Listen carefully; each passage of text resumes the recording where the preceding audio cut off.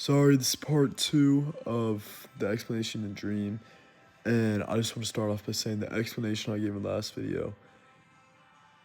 The thought of not doing YouTube for my glory and all that, that isn't the explanation for why I haven't been posting, and I'll get to that in a future video.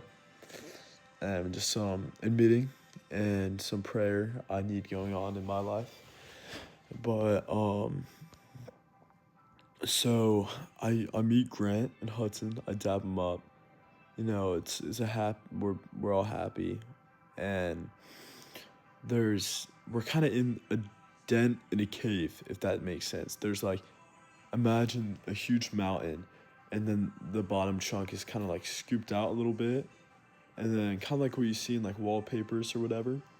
And ahead of me is on the left there's a huge looking, like it looks like an ocean, but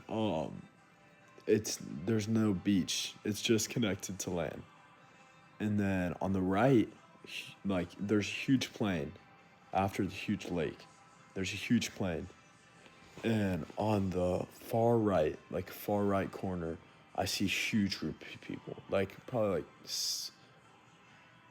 like 7 or 8 people. And right in the middle was Jesus.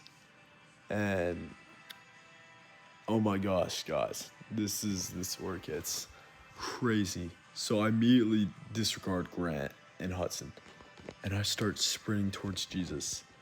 But this is by far the coolest part about my dream, is I've always thought when I get to heaven, I will get there and I'll see Jesus and I'll run to him, give him a hug, and he'll be there arms open wide. But guys, that's not what happened when I went to heaven. I didn't go to heaven.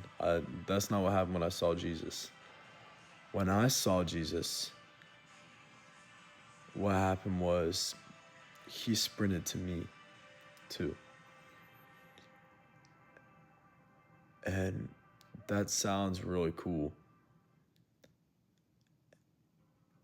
And it's hard to fathom. Because I'm gonna need a part 3. This is crazy. These past few months, I felt really undeserving of love and tons of other hard things I've been doing with. And